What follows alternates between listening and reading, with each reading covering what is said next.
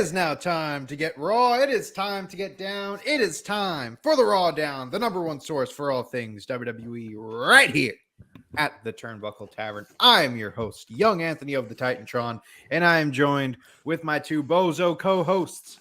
First, he is the one, the only, the MVP of the tavern, Mr. Marco from the Chick Foley Show and Open Mike. Marco, how are you?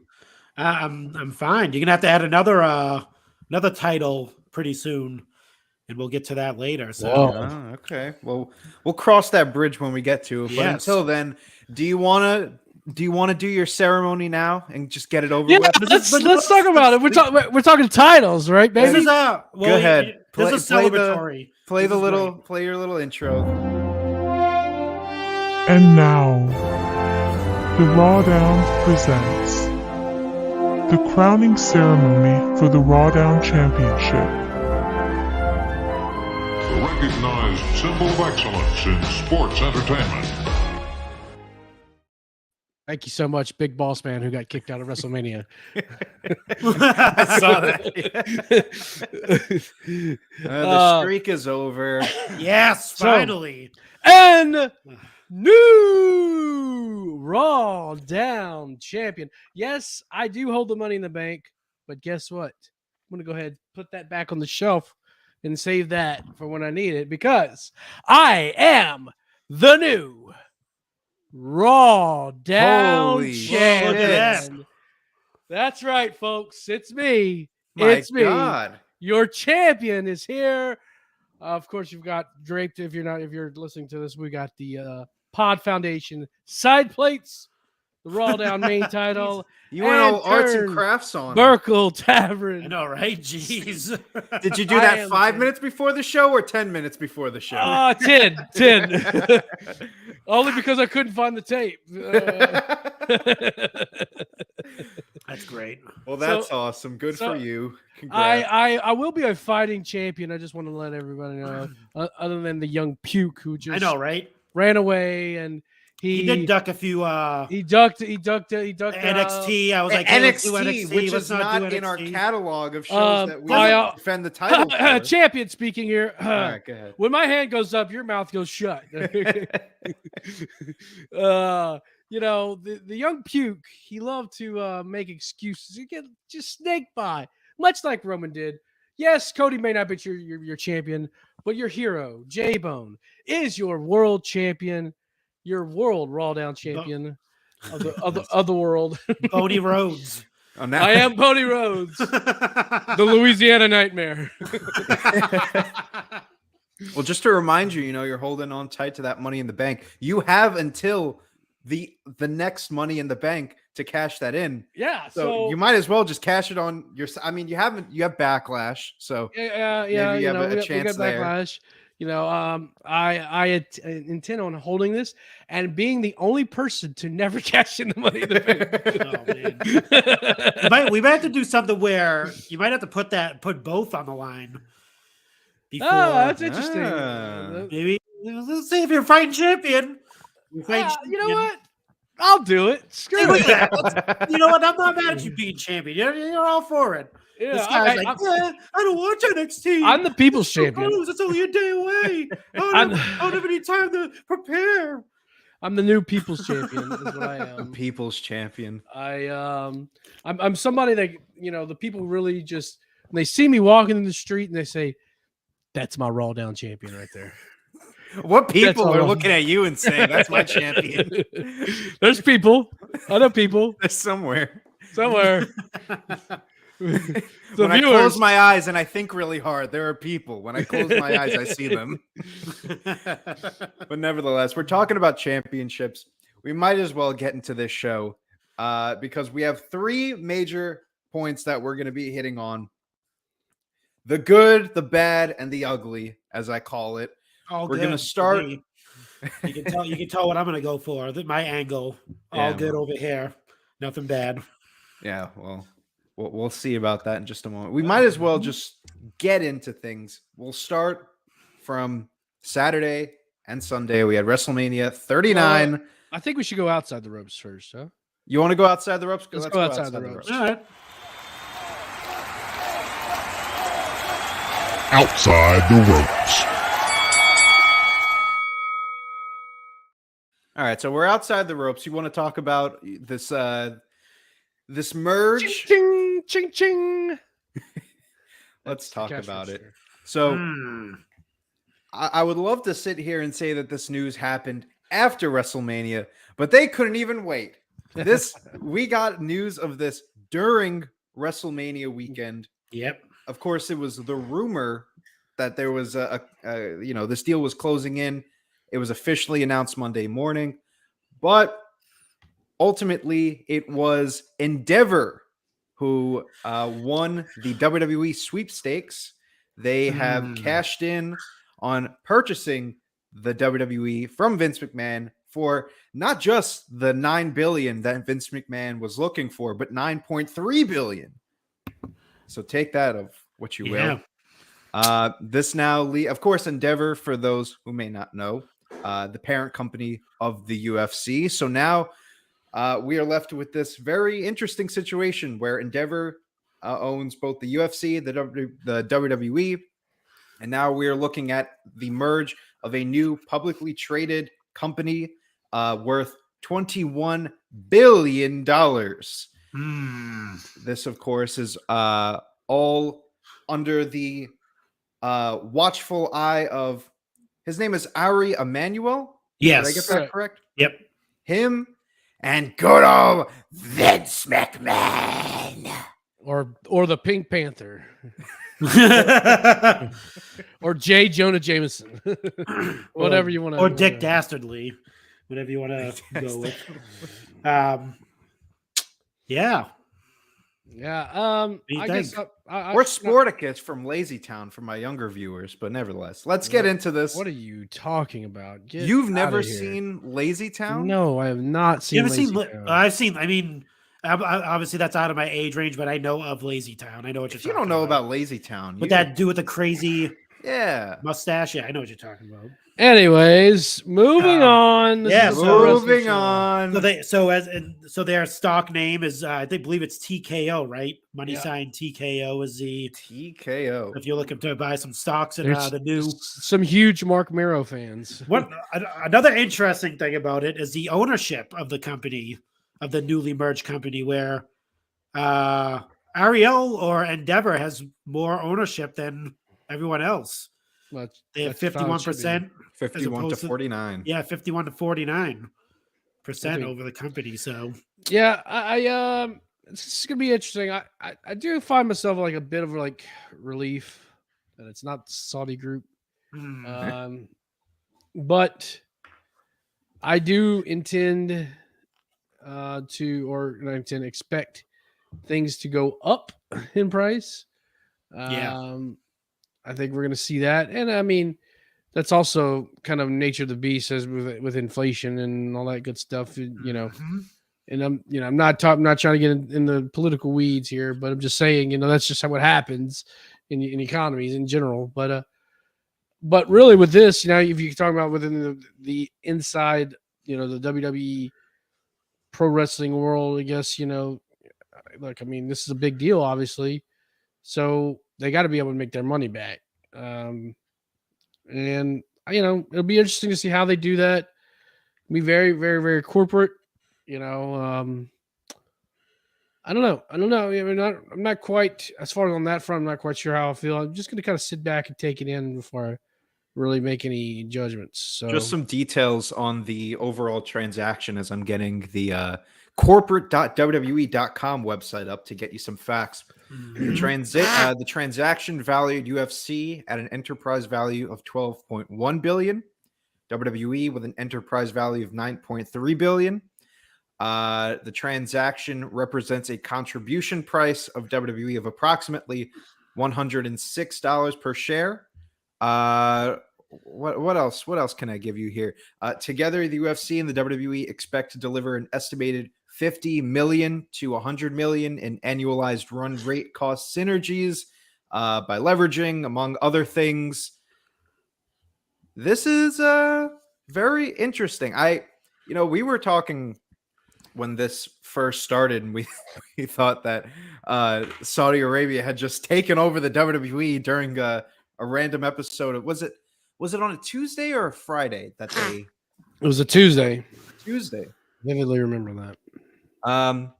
We were throwing out different names the night after, Disney and Viacom and all these different Amazon. So now that we get here, it's like, was this the best possible option for this purchase of the WWE? Yeah, probably so. I would say so. I mean, I would say Disney would have been a good option because I know they take care of those franchises, but I think Disney would make it even more corporate, and I don't know if Vince McMahon would be allowed back in there to run it. You do need some wrestling people, as I think I may have talked about it either here or on my own podcast, but one thing I was worried about was if this was to become the new Jim Crockett Promotions, where TBS bought out Jim Crockett Promotions and they promised David Crockett and everybody else a job, and literally the next week they were gone. So you got to be able to find a partner that's willing to do that. And I think Vince realized that, learning, those mistakes. And I do think Ari does mean like, I want somebody that knows what they're doing to run this part of the business. And we see it already with USC, he kept Dana White on. So yes, I do think this in that regards is the best possible move. I got to say this though, and I got a question. Do we think this sale's possible, or even being talked about, if AEW doesn't start open its doors in 2019? What do you mean? Elaborate. So if WWE is the only game in town, are they still trying to sell, in 2023? I mean, they were talking about that for a while. It was a rumor for like years that the WWE was looking to sell. Yeah. So it wasn't. I mean, was that pre AEW though? Yeah, it was pre AEW. Okay. It was rumors because it was like Vince McMahon sold. It was around the time like the XFL started again, and Vince McMahon sold like a bunch of his shares. That was 2020. Was it? It was before that. It launched in 2020 and didn't survive. Oh, okay. Yeah. So that was maybe like 2018. Yeah, 2018, 2019 is when they started, Vince McMahon selling his shit stocks, what's going on with WWE, and then all these people started getting fired and released, and maybe like a couple of executives ended up being removed, and they put some new people in. So I think that's when did Nick Khan come in late? Came in around 2019. Yeah, right. So like when he came in, that's when the sales rumors started like percolating, but they weren't really like etched in stone. It was just like, oh, they're looking to sell, blah blah. Then the Peacock thing happened. He did the Peacock deal. That's what really got the gears in motion of like, okay, they're looking to position themselves to do something. Okay, you're right. So on and so forth. But okay, yeah, good deal. They talked about in the CNBC interview. I forgot who conducted the interview, but to your question, J-Bone, of if AEW was a factor in all of this, the guy in the interview went straight up and asked him, did the allegations have anything to do with this? Right. Of course, yeah, Vince just goes, oh, no, I don't think so. I think it would have happened anyways. With the next question. It was right there. You just listen to Vince in that interview, and it's like that announcement of Aretha Franklin at WrestleMania really did a toll on his voice. Yeah, Aretha Franklin. He was doing all those voiceovers. Remember, for like every pay-per-view. Oh yeah. I would just love to hear him do that now. Just welcome to Monday Night Raw. Where the hell have you been? Where the hell have you been? So Marco, let me hear your thoughts on all of this. Because we haven't really. I'm sorry. I kind of No, that's. I mean, no, you pretty much hit the nail on the head. I mean, we'll get into it later on because I'm pretty much done with social media journalists and wrestling journalists, and I mean, quotations. We'll see. There we Because go. it's, I mean, it's bad. I've seen a lot of crying, literal crying, literal just. All right, not about the Endeavor stuff, but we'll get into the other stuff later. There we go. But it's true. I mean, if There you haven't we go. seen it, I mean, then you're just blinding yourself, and you want to believe stuff you want to believe, and you're not. Is everyone here a wrestling fan or sports entertainment? Yeah, it's bad. It's bad. But anyway, yeah. I mean, I think the company's called Newco or something like that. That's the other. Now, That's a placeholder name, I believe. yeah. You know, and they have like this if you go on WWE's website, you can see, who's doing what or whatever. And it shows like Vince McMahon, the chairman of Newco. Doesn't say WWE. REO, what's his name?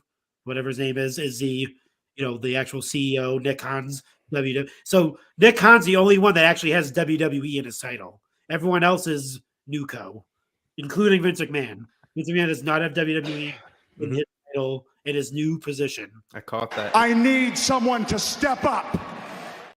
A little tidbit, that's a little seed that I'm gonna plant until we get to the other part of this whole fiasco. But yeah, I mean, I like it. I mean, I don't think there's gonna be any UFC fighter crossover. Maybe McGregor.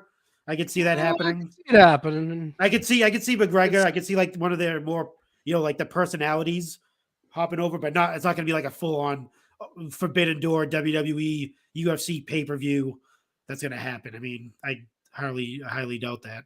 But I think like most guys are fans, most MMA guys are wrestling fans, and you'll probably see them popping like on a Raw or something like that, show up at ringside, or in the audience and shit like that. But I don't think you'll see anything like fully fledged with the UFC. But like I said, I don't hate it as long as it's not who we thought it was gonna be. I'm totally fine with it. I mean, I think. Did you guys catch the CNBC interview? Did you? I did. Yeah. What were some things that popped out to you? Because there were definitely Vince McMahon's mustache. God, it was And his very, dye that job. thing was popping off the screen. Well, his dye job on his eyebrows it and was very his hair. distracting. It really was. Yeah. I think one of the main things that kind of stood out to me was the fact that, they addressed like Vince was ready to walk away, and it was this mysterious Ariel man that brought him back into the fold. That's bullshit. Yeah, I know. That's bullshit.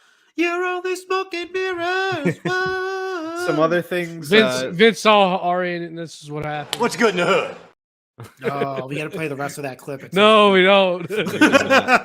Some other things that stood out was they said if these two were to disagree, and they kind of like bounced around the situation, like they were joking about it. Vince was like, "Well, I outweigh Ari by 100 pounds, so I think that's the answer if we disagree." And then they kind of just gave like a very generic answer, like, "Oh, if we disagree on something, we just won't do it."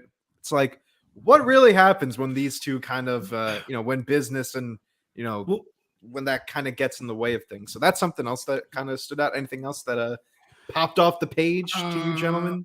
That they've been working together for more than 20 years. Yeah, he's known him for that like is 22 years. Yeah, they've known each other for 22 years. That's probably obviously not being partners and stuff, but like confiding, talking business, all that stuff. So they have the history with each other. That's another thing. Well, that must be a good thing to at least to know someone for that amount of time. Yeah, to be able to work with them. Yeah, and he's like that dude's like a Hollywood dude. So like that partnership's pretty much perfect for like a WWE because they're all into big production as we'll talk about with WrestleMania and all the stuff that happened those 2 days with the celebrities and the cold open with Kevin Hart and Snoop Dogg being a part of it and just a bunch of celebrities around the around the ring. I was spotting a bunch just watching stuff like that. But yeah, I mean what was the other thing that popped out? There was something very interesting.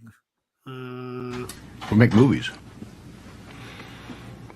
It was the more than 20 years, and there was something else.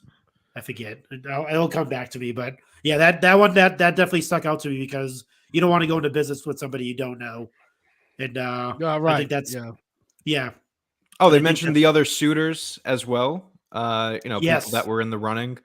They mentioned I forget who what was it? Liberty Media, who owns Liberty the Media brand? apparently was number 2 in the running, which Oh Didn't know wow, that. that Not e- was so the Saudis weren't even close to like. well, I that. don't know. I mean, that's what I saw in the group chat today that they were number 2 in the running, and they were Oh, that's what it was. All right, now I remember. Go ahead, continue. I was just going to say they were someone that we didn't even hear anything about. It was more of just the big names, the Disneys, the Amazons, the Yep. whatever else. But what was the thing that you? Yeah. So the other thing something that Vince McMahon said that really popped out to me was, and this is another thing that why I'm going to get it when we get into the Monday Night Raw and all that stuff. Why I think he's not that he doesn't want to be a part of wrestling anymore, but he said this in that interview. He said this merger and this business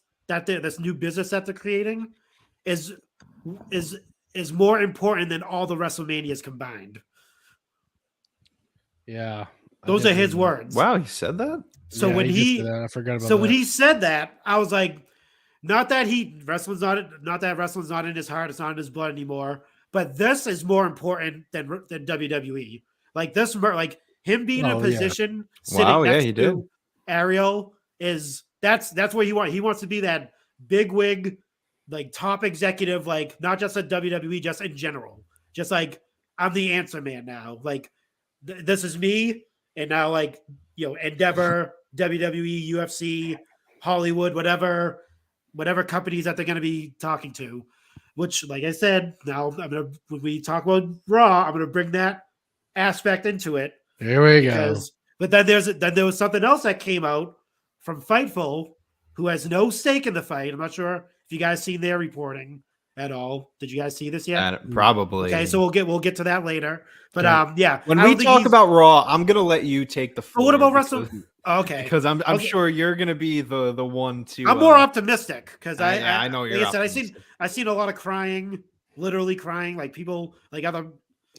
Ain't no tears here, pal. No, not you. I'm not talking about like us and John. I'm talking about like just scrolling through TikTok, just scrolling through like Instagram and seeing all these other like media personalities just literally yell into their microphones and cry, and Dave LaGreca, tears dropping down their eyes and spit flying, and it's not that. I'm going to say it's not that serious. It is not that serious. It's never that serious because it's pro wrestling. Yeah. When a vein is protruding through your head and veins are bulging out of your neck because of a show, you have more problems than what's on TV. Me personally, but like I said, I digress. We'll continue on.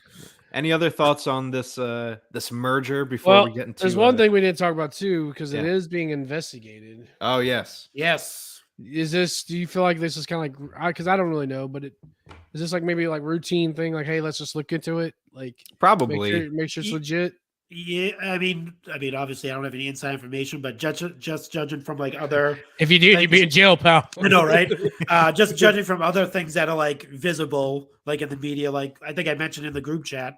Microsoft purchasing Activision, which is the owner of Call of Duty, and their sale can't go through because they have to obviously they have to investigate, like, is this a monopoly, blah blah blah, because Activision has a lot of games on different Nintendo, Sony, PC, Steam, like all these different things are being affected by Microsoft's acquisition of it. The people have to investigate, and lawsuits come out of it. Like Sony has a lawsuit against Microsoft saying we can't survive like having a third party, our competitor owning our third party software giant. So like there's stuff like that does happen. So I'm assuming this is kind of routine. Plus with Vince McMahon on board and as a part of this new company, that he's going to get investigated. He just got investigated. He's not going to stop getting investigated. Investigation is my middle name. No, they're going to investigate him at every step of the way. That man is. Let's take a step back real quick, okay? We had. I don't want to get too political here, but we had a former president that got indicted for similar reasons. And Teflon Vince over here just made more money. Mr. Former President needs to learn from the best. That's all I can say. Someone did the learn the trade very well. Oh They man, got caught up. pretty interesting. But Yeah. what a weird, wild world we live in these days. Crazy. But, yeah, I mean that's pretty much all I got to say about it. That's all I got to say about that. Yeah, yeah. But I mean, I think it's just going to be kind of just a continuing, progressing story. You know, as we go along, we're going to get big nuggets of information here and there, and then we'll either say yay or bitch and moan, one of the two. Yep. Probably the latter. Probably the latter. But So- until then, we will move on. I think it's time that we step inside those ropes.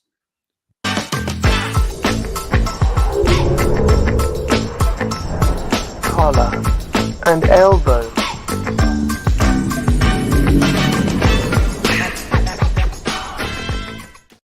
We are inside the ring, inside the ropes for what is probably the biggest collar and elbow of the year, WrestleMania 39.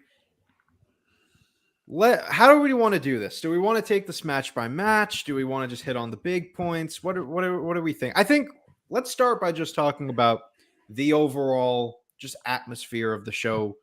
You know, what were your initial thoughts? How did you feel about? Did this feel like a WrestleMania? I think is the overall question that we should answer first. It did feel like a WrestleMania Yes, to me. I'll agree. Marco, you go first. Yeah, no, I definitely agree. Once they previewed the stage in that video, I was like, oh shit. I was like, yeah. all right. Yeah. And then, just seeing just SoFi Stadium is just a beautiful stadium, state of the art, just fit for, I obviously I watched the matches, but just watching the crowd, like the amount of people there was like insane to me.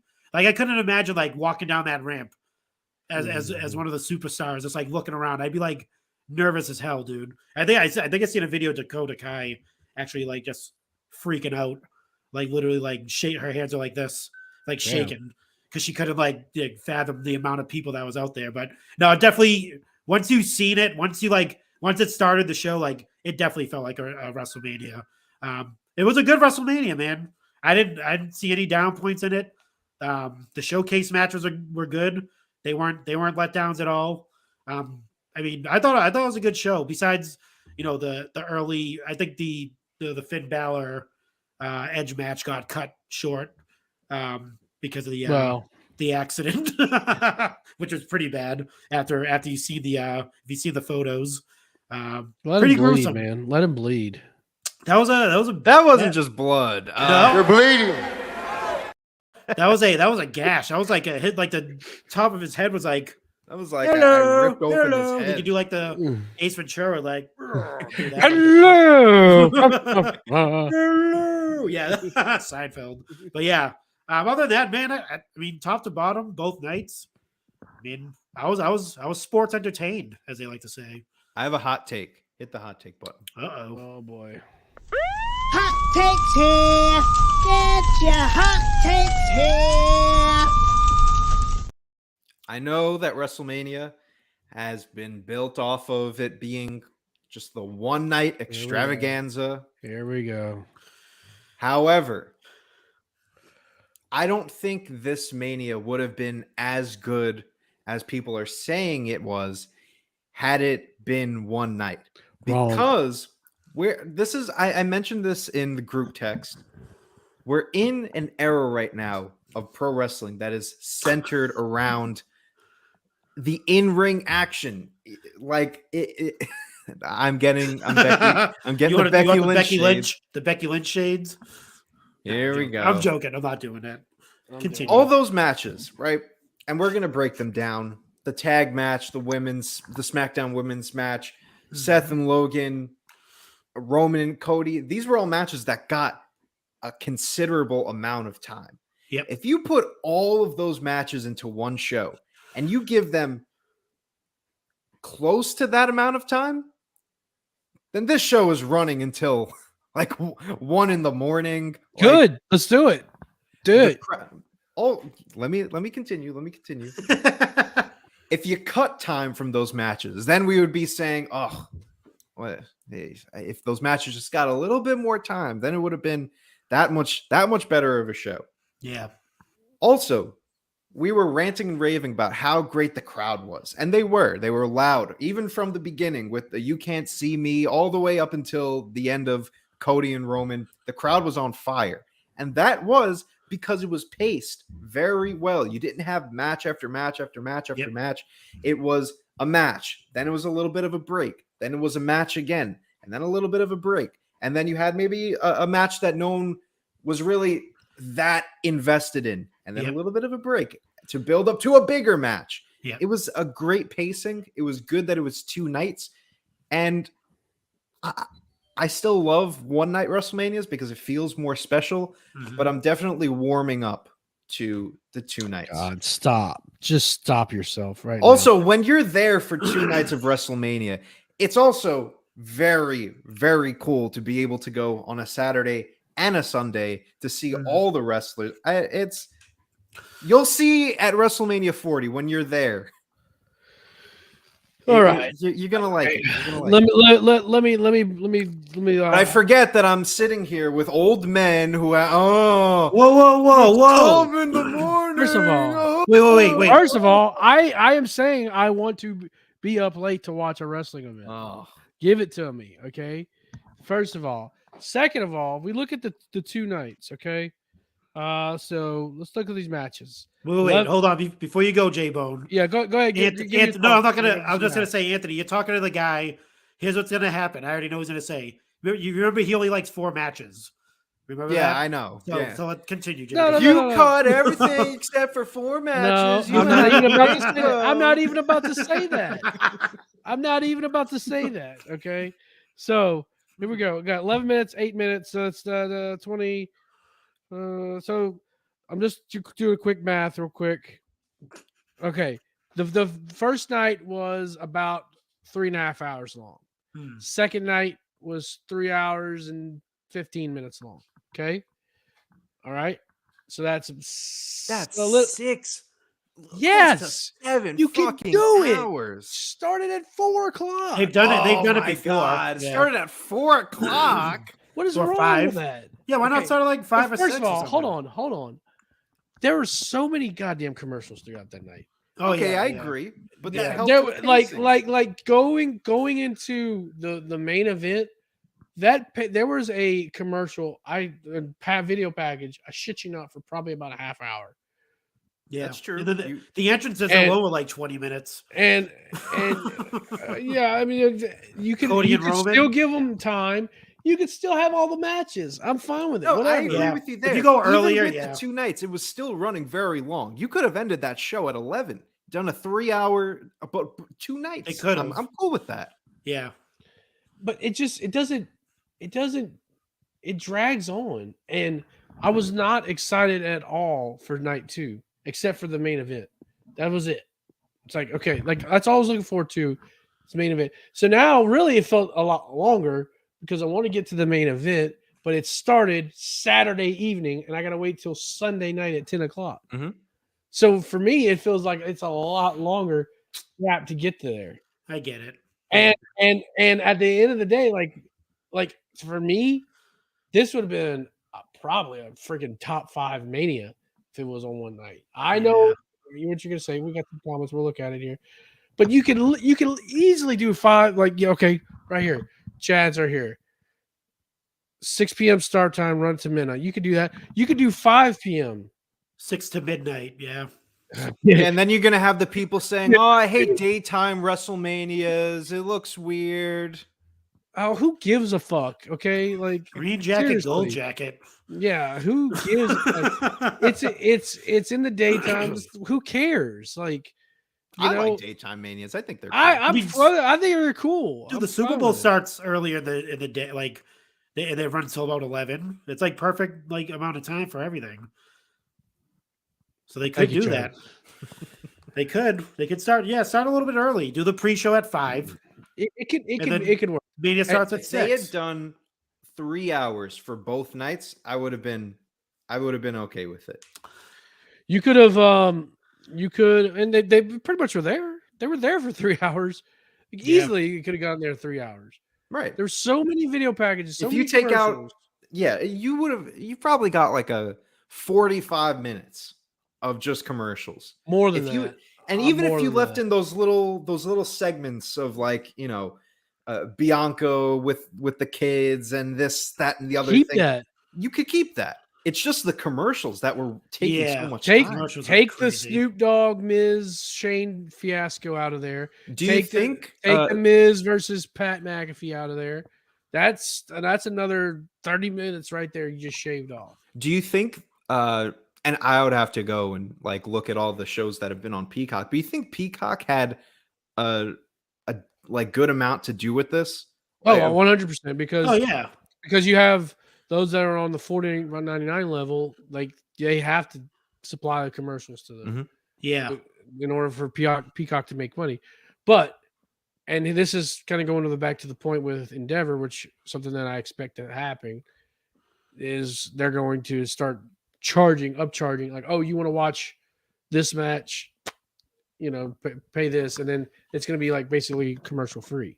Did you catch on this year's Mania that if you wanted to see a bunch of the hype videos that you had to pay for Peacock Plus or whatever it was? If you had like whatever the baseline price was, I think they just sent you to commercials. Right. They kept saying like, for all of those on Peacock Premium, here's the hype video for Charlotte and Rhea. It's like, is that really the point where we've gotten to, that you can't even watch the fucking hype videos? I say put, you got these people that can't pay $5 more a month.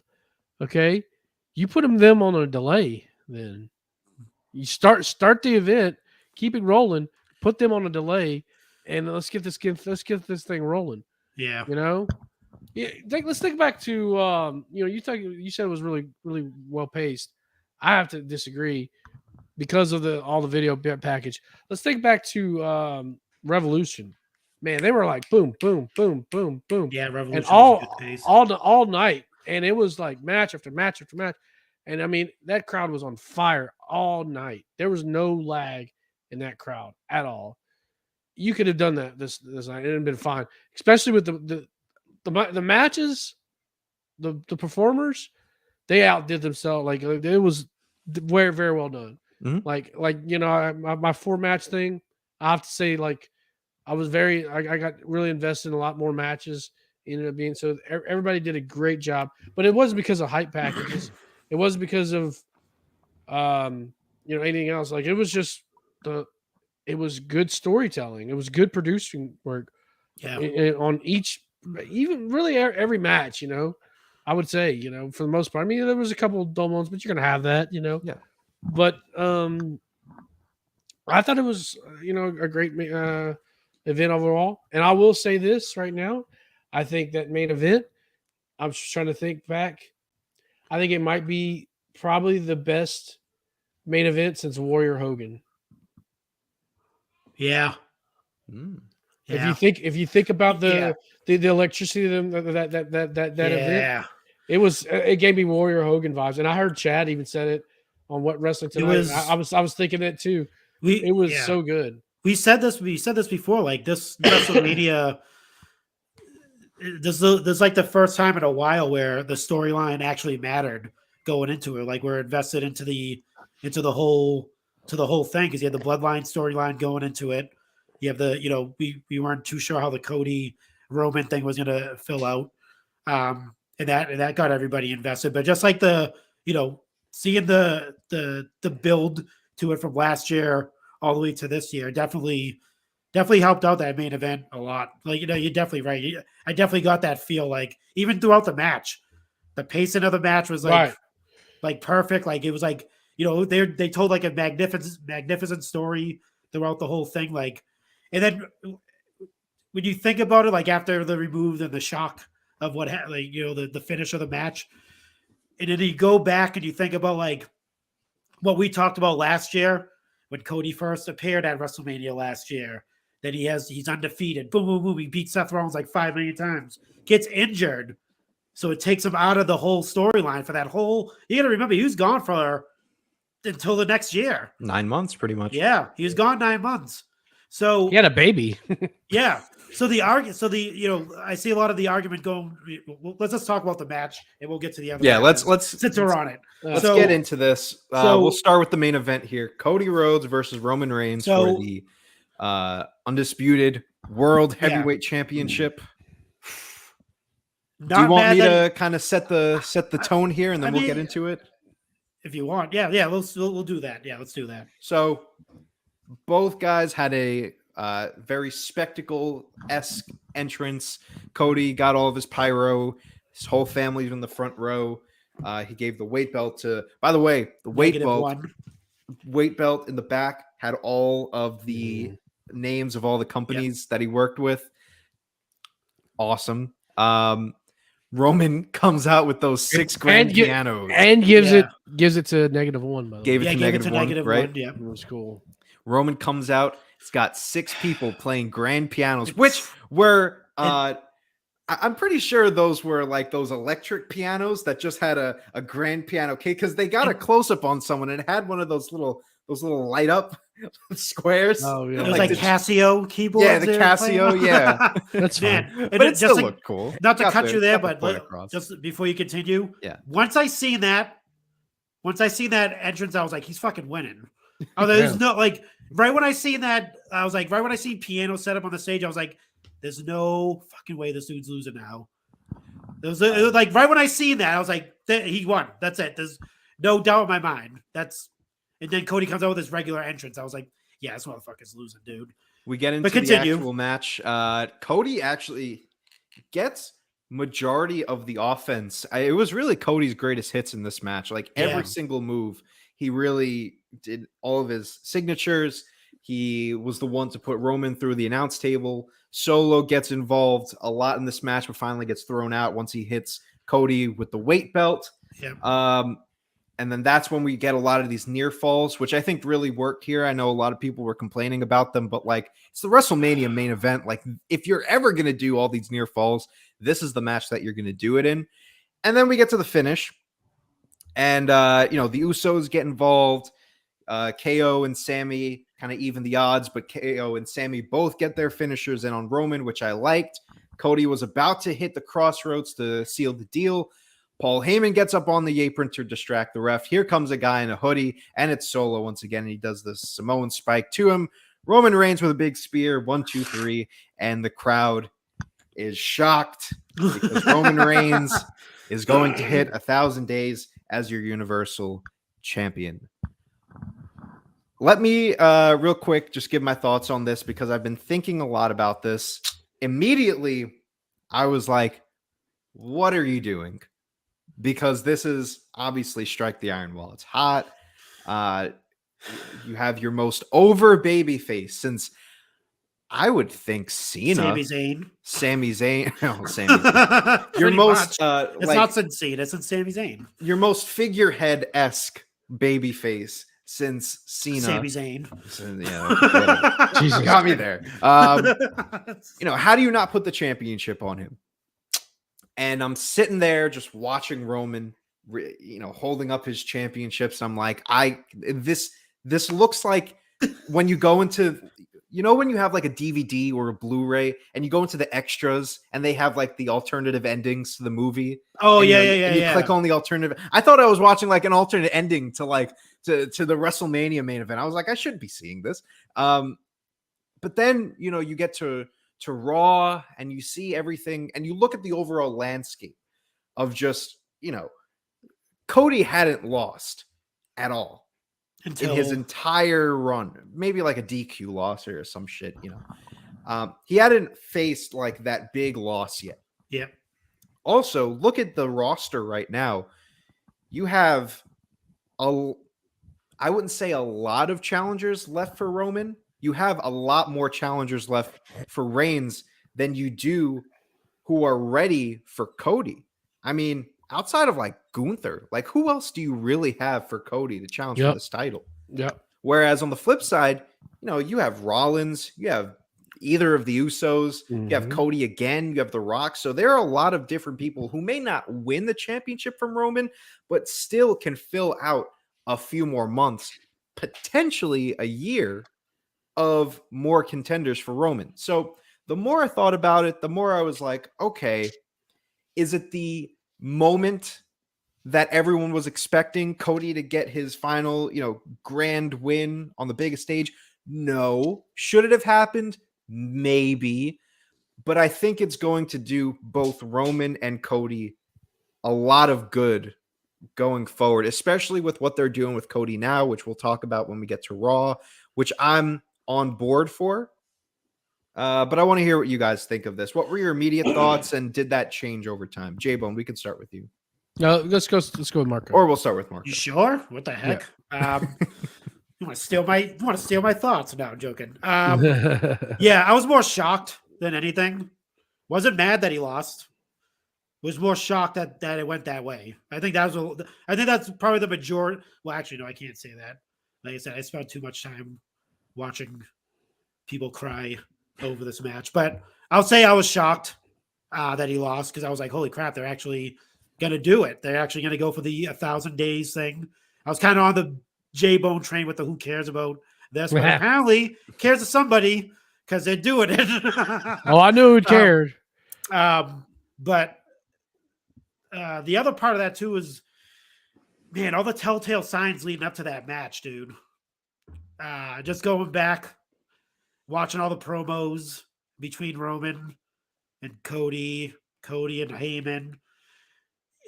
He wasn't winning that match, man. They kind of set it up for him not to win. The Roman, the one that, not the last one that they had when he held the belt up, but the one before that, when he went through the Stardust thing and, what are you going to do on April 3rd, blah, blah, blah, that thing. But the Roman was like, you're saying all this shit? No, you're not. No, you're not. That thing? No, you're not. You're not doing it. He was right.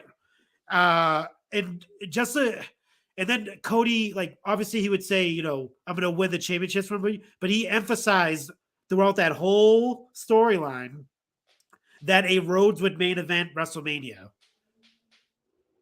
That was the prize. That was it. And we didn't pick up on that at all. I don't think anyone picked up on that.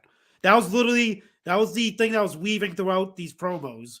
This is going to be the first time a Rhodes has main evented a Mania, but I'm going to win the titles. That's like that was a secondary part. I challenge everyone, go back and watch all those promos, and the first thing that comes out of his mouth is the main event thing. That's something that we should have picked up on, but I didn't at all until I watched back and was like, damn it. He's just talking about main evented. He didn't give a, I mean, obviously he cared about winning, but they were kind of planting in your mind saying, hey, the prize here for Cody is his family's actually main eventing Mania, not winning the titles. And then if you watch the pressers after with Roman, yeah, that title isn't coming off him anytime soon. He said something like to Heyman, they're like, "Whoa, we're like in the third inning of this storyline right now. Like that, if this is baseball, we're in the third inning. That's a fucking long time from 9 innings.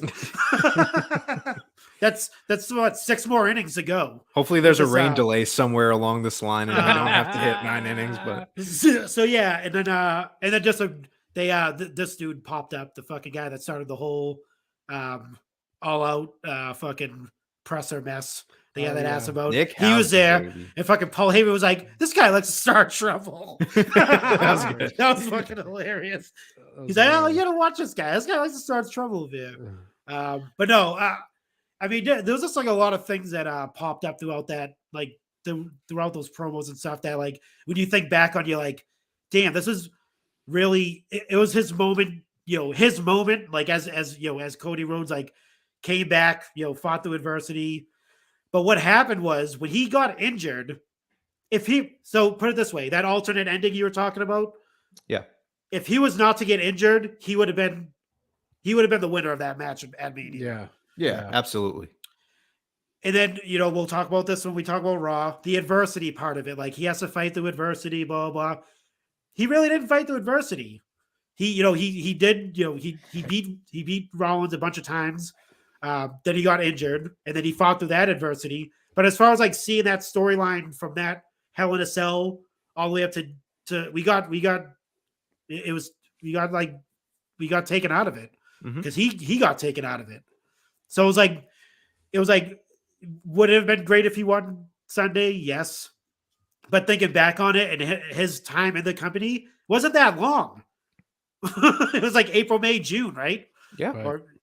And he had only fought one guy that entire that run. entire time. Didn't establish any other storylines in anyone. Like if you go back and like start thinking about like Cody Rhodes' career in the WWE from his debut to now, doesn't really deserve to win a title, dude. And that's just me anyway. Those are my thoughts after the shock factor of him losing. And if you like put all those pieces together, it's like, yeah, he needs to do a little bit more. Show more like diversity in the storylines and fight different opponents.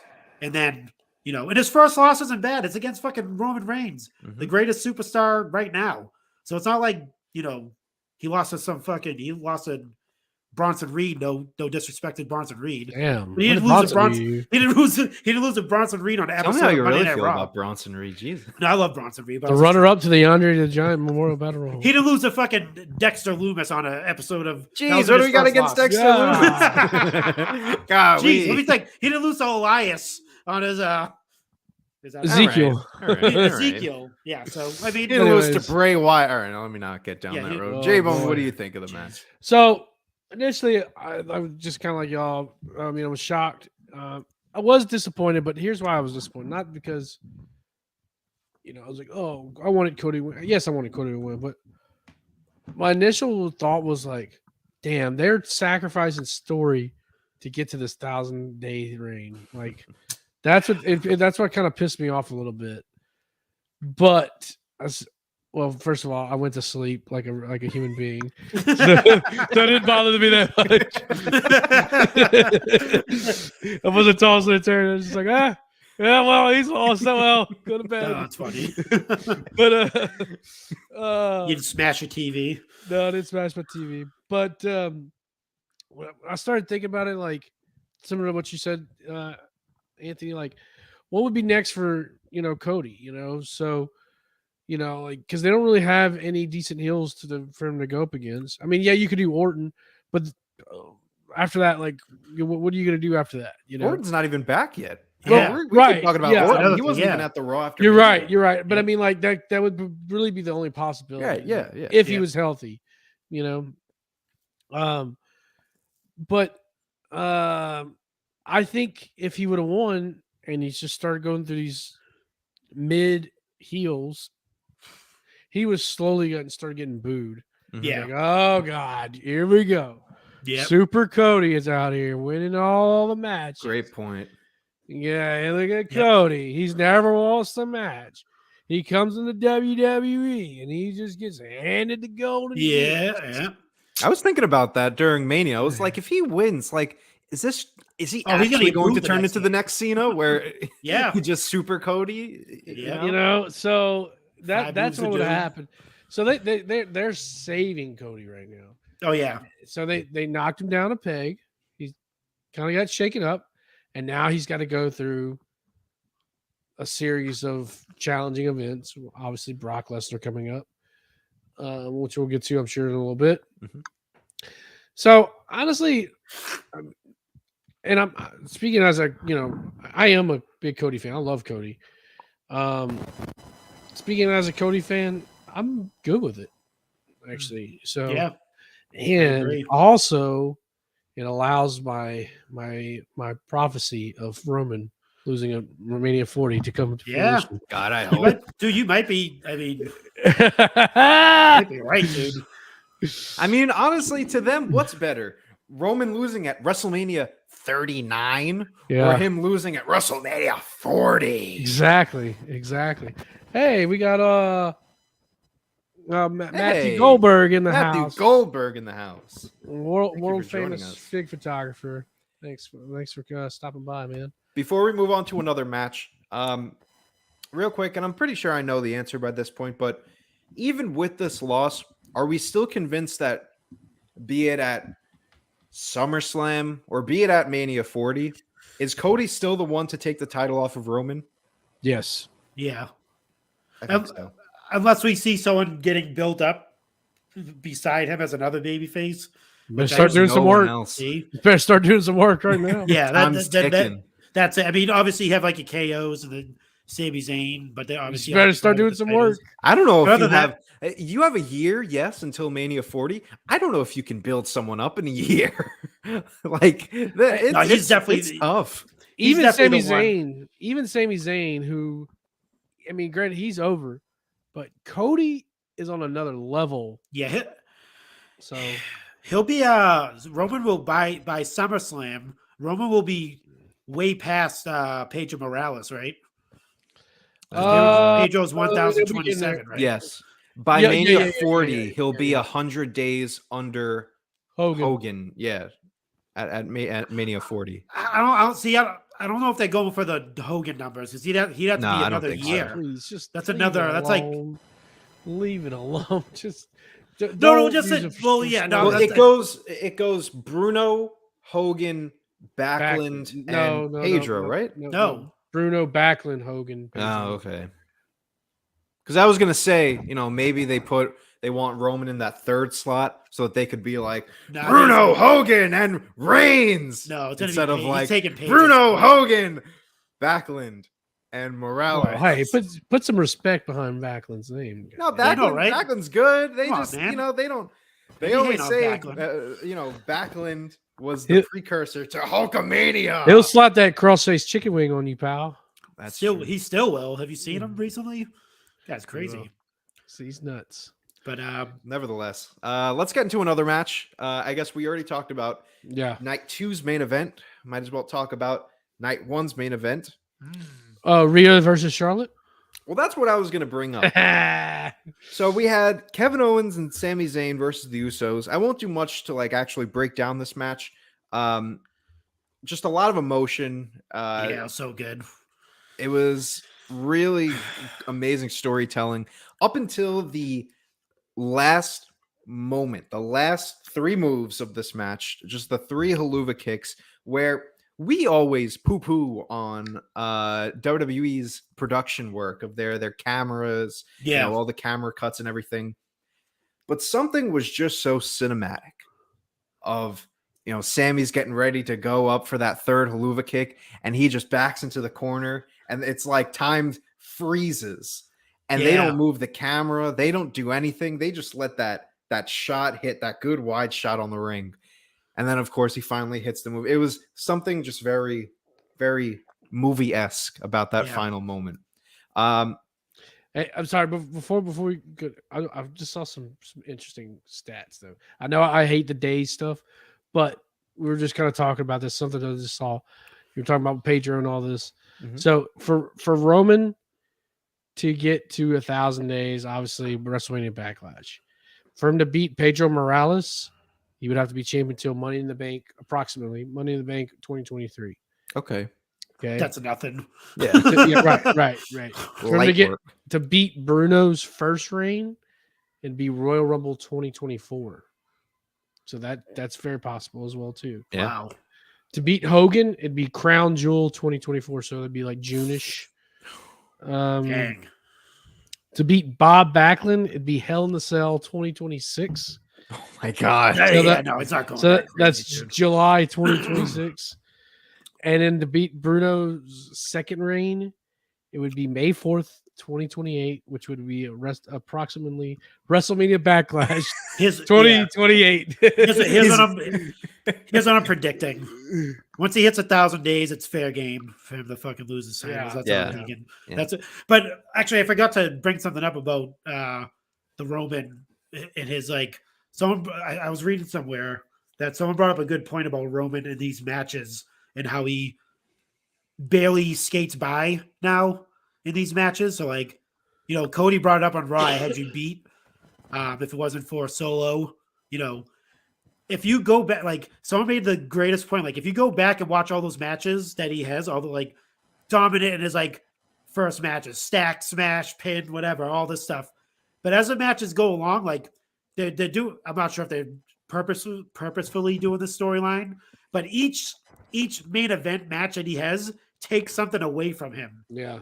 As he gets weaker essentially each main event. I'm not sure if they're doing this on purpose. Someone pointed this out, but if you watch all those main events that he's had, Logan Paul, that was probably one of the first times you seen him like really like, holy shit, he might lose this. And then like so on and so forth, Sami Zayn and all, like, so like it seems like it's almost like Thanos, like he keeps on fighting, and each time he fights like an Avenger, you know, and he takes their powers, he starts to like, you know, lose a piece of himself. That's what it seems like with Roman. Like each time he's fighting, so when he does get up back to Cody, he's gonna be completely like done. Like he's like not gonna be like the strong Roman he was before, and then he's gonna lose because they kind of showed it at 39 when like he did 2 crossroads, and Roman was just like all flaily and stuff, and he had him in that last one, and you knew it was gonna be it was gonna be done if he got him, but then obviously he didn't. So what's to say this next match, whoever he faces next, they're gonna take another piece of him at this main event, whoever it's going to be, which I don't think it's going to be a one-on-one. I think it's going to be Matt Riddle. Can't wait. Which was also a good match. Matt Riddle and Roman on was. I'm not. All right. We'll talk about Matt Riddle later. Move on to sorry, with the tag team match. Yeah, that's fine. So tag team match, explain that. You look at Rhea versus Charlotte, and this was a match, admittedly, going into this, everyone was saying tag team match had to main event. There was no reason for this match. Not me. I was saying Rhea Charlotte. Nobody listens to old Jay. Yeah, you were. But everyone else with a brain was saying, everyone with a brain was saying Sami and KO had to main event. No. So when we finally get to this match and we see what is probably one of the best WWE women's matches that they've ever put on. Does this make you kind of pull back and say maybe Rhea and Charlotte should have main evented? Yep. Elaborate. Go ahead. Take the floor, Mr. Bone Stradamus or whatever your name is. Boney Damas. Thank you very much. But no, I mean, yeah, I mean, there was people kept saying there's no story. There's story going into this. They have a built-in rivalry that people just seemingly forgot. I know it wasn't the greatest story. Thunderdome days, like their pay-per-view matches, they were some of the best matches on the card, like on those pay-per-views. So I was expecting this to be a fire match. I do agree. We talked about that it maybe should have been Bianca and Rhea, which will looks like maybe we're probably going to kind of get into that down the road. I think that it 100% should have main evented night 1, excuse me, because it. I think first of all, you have the women's Royal Rumble winner, and she's basically thrust into the upper mid card, of an event. It's like that kind of sucks, and I get it's the Sami KO thing, but it was so predictable. The bloodline stories like that's like closing already. Does it really need to go on last to put that final bow on? I don't know. I think it would have been fine putting it where Rhea Charlotte is. I think you need to focus and show that we're still behind the women's revolution. Yeah. At the same time, and I'm not trying to say like, hey, let's give it to them because they earned it. They both earned it. Yep. Charlotte is going to be, when this is all said and done, one of the greatest women's wrestlers of all time. Rhea Ripley is undoubtedly one of the hottest superstars in the company right now, period, men or women. Right up there with Sami, Roman, everybody else. Charlotte's probably the greatest WWE woman of all time. I think so too. Yeah. So, but why wouldn't you have that main event? Like the star power is there. So that's what I got to say about that. I agree. I think when you're looking at it just as 2 in-ring matches, I think Charlotte and Rhea definitely took the notch on that. I think it was smart for them still to put the tag match at the end, because I don't think you get as good of a reaction for Rhea and Charlotte if you had that emotionally draining tag match go on before it. Yeah. You let the fans kind of embrace and how good in-ring Rhea and Charlotte was, and then you let them kind of end the night, let the fans go home happy, and get that emotional finish to WrestleMania with Sami and KO. I don't think we would be talking about how good Rhea and Charlotte was if it was last. If KO and Sami was right yeah, before it. I agree with that. I think, like you said, it definitely just, thinking back at that match and how it was going to end with KO and Sami being victorious and the way they ended it, like you said, with the, the cinematic way they shot it. Yeah, that definitely would have drained the crowd, dude. And then, perfect example, WrestleMania 35 with Kofi Kingston and Daniel Bryan, that whole, Kofi Mania and him winning the titles. Then you get to the end of the main event, granted, 3 very talented ladies didn't have that like magic of the Kofi Daniel Bryan match. And a lot of people think that should have main evented Mania because of the story going into it. The adversity that Kofi had to go through, the adversity that Xavier Woods and Big E had to go through. Don't forget, they got thrown into fucking gauntlet matches as well as Kofi. And Vince McMahon getting involved. When do you see Vince McMahon get involved in any storyline, right? His involvement with it. So like it had to make up for a main event, and that match being in the middle of Mania, I think drained the rest of the night. Confetti flying, people crying, all this shit. Then you got a few more matches left, and it's like it kind of took away from Becky. Kofi Mania's running wild, and here comes Baron Corbin. Yeah, no, exactly. So like, why? Like, so it does make sense that like you put that match on last, KO and Sami, because of the emotion that's going to come out of it with them winning. And like you said, Rhea and Charlotte definitely did that. That was probably one of my favorite matches of that whole weekend. Not even just that night, just that whole weekend.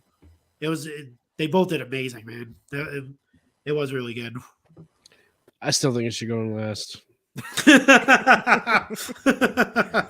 You suck. You suck at debate. You know what? You could have put. You could have done the.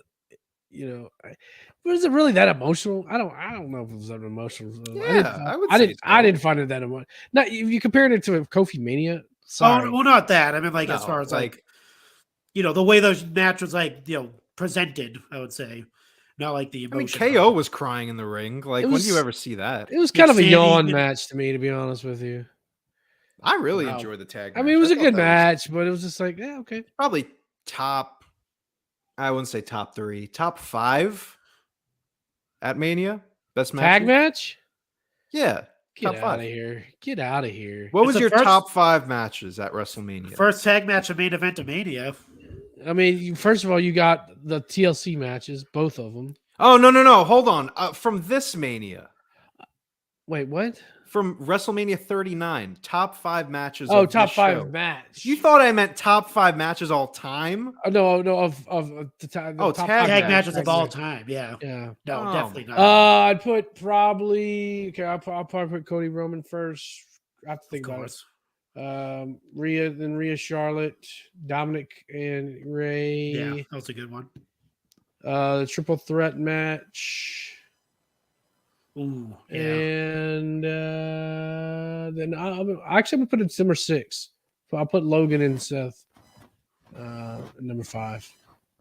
Logan and Seth was a good match. I think it was just the ending was really like what brought me into it. Yeah, that's fine. I thought it was going to be a lot more entertaining than with them two in it, but yeah, the zip line entrance was. Oh my God! What a ride! Yeah. You almost expected it to be like either as good as him and Roman, or better, and it was. I don't think it was either. I'm surprised they had anyway. Anybody on some kind of line. It's the opponent, dude. Like Roman brings that out of Logan. I don't think Seth was able to do that. I wonder if that zip line entrance really brought Logan back to the Japanese forest in 2018. Oh, brother. Let me stop. Apparently, enough wasn't time for a change. So. Oh my god. This part's getting cut out of the episode. Let's talk about. Well, you mentioned the triple threat match, and honestly, I think this is up there as one of the best matches. Yeah, the whole weekend. I know it's corny, but the fact that the commentators stood up and applauded this match, that never happens. Like something about that was it just showed you how good of a match. Did you say it was lame? Yeah. What, the match? No, that's the commentary. All right, why? Why is it lame? No. It kind of broke kayfabe. You just want to complain. It's been 5 minutes. You needed something to yeah, true. Match was excellent, though. I thought this was it was great. As one of the best. They're beating the shit out of each other. I don't think they've seen it. You never see anything like that though in WWE. Like the way, like that style of, like that strong style of wrestling. You only see obviously with Gunther, and if he has the right opponent. Unless you're watching Ilya Dragunov versus Walter. Which don't give away all of our secrets. Yeah, that one too. But like, I mean, and him and Pete Dunne actually. But like, just like seeing those three dudes in the ring and just literally beat the shit out of those chops, dude. That freaking McIntyre and Gunther were doing were insane. When they're just standing there trading, dude, ridiculous. I don't mind them standing up doing that shit. What did you guys think of Titus O'Neil on commentary? Because I love it. I like it. I think he was drunk. I like personally. I think he was a little tipsy. I mean, was he top? Was he Bob the Brain? He didn't know, but he's good. It was entertaining. He's making Corey Graves mad. I know that much. I was sports entertained. Sick of Corey Graves. He's like cutting him off, and Corey's like, "Oh, why don't you commentate? I'm just trying to do my job." And that's what I'm here to do. Like, dude, if I'm Titus, I'm like, do you know I will fucking bring you all back and tear fucking each limb off of your body? I'm not gonna talk back to Titus. This dude's a monster. Corey Graves is an idiot. He does suck though. I hate Corey Graves. Yeah, me too. Do we kind of want to break the show down match by match? Because I'm just pulling out random matches. Let's just go real quick. Let's go through the whole show. Kind of quick thoughts on everything. We started off the entire show with Theory and Cena. First match on the card. This match was so fucking disappointing. I didn't even watch it. So. I didn't watch it. I didn't watch it really either. So moving on. I'll just say, like, you would think they would do something to make Theory somewhat get over here. And it was literally Cena, just do all your moves. Theory, just be a little bit of a heel, like poke his eye or something. And then he cheats to win, and that's it. Now we're not going to see Cena until 2024. So fucking great. That accomplished nothing. We get the Fatal 4-Way men's showcase match, which I thought was the dark horse match of the weekend. This was a really fun match. It was good. Moving on. We had I believe Logan and Jake Paul. Logan and Seth Rollins was next. And we already talked about this match pretty much. It was a good match. And then after that, we had, I'm pulling up the card now because I can't even remember. Was it Dom and Ray? Yeah, I love this match. God, this was such a fun match. Well, no, before that, sorry, got to interject. Trish Stratus, Lita, and Becky Lynch defeated Damage Control. How could I forget? That match could be cut, to be honest with you. So. Yeah, this match could have been cut, and there shaves off a little bit more time on your card. Yep. Damage Control could be cut too, and with the look of how the last few days have been looking, maybe they are going to be cut. More on that in a bit. Brutus the Barber Beefcake called. He needs some cut and strut. Damage Control is gonna get a brood eye, a nice little cut and strut. Rey Mysterio defeats Dom Mysterio, and this is such a fun match. Everything that needed to happen in this match happened. Yep. From the very beginning with the entrances. Beautiful entrances, both of them. So good. So good. Like Condom. The condom. Did you see? Not to get off topic, but did you see that WWE is under fire now for apparently using stock footage of Auschwitz in that little video that they did for Dom? Oh, I didn't see that. Yeah, not good. And forensic people are just looking fine tooth combing that shit. Some stock footage aficionados. They're like, hey, I saw that on Getty Images. What is that? Hey, I remember this from Schindler's List. Oh my god. Everything that I think the one thing that took me out of this was the fact that this match was sponsored by Cinnamon Toast Crunch. Yeah, that was funny. The Cinnamon Toast Crunch guy. Well, he's on the box. He's on the he's like on a limited edition box, I guess. Yeah, but you know, nothing like sponsoring family disputes. And did you notice that? A lot more sponsors. TurboTax sponsored a match. I think it was might have been the Cody Roman match. They were like a huge sponsor. Both main events, TurboTax, yeah. So yeah, I thought KO was coming out to "We Can Dance If You Want To." We can leave our friends behind. Great match, great song. I was listening to the safety dance on my way to school the other day. I was listening to Mini Man today. Manny Man, great, so good. After seeing that entrance, I was like, Guns gotta win. Just let it happen. Nope. Talk about disappointing main events. Yeah, right. Continue. Put that on Battle of the Belts. Oh my god. Wish death upon me. We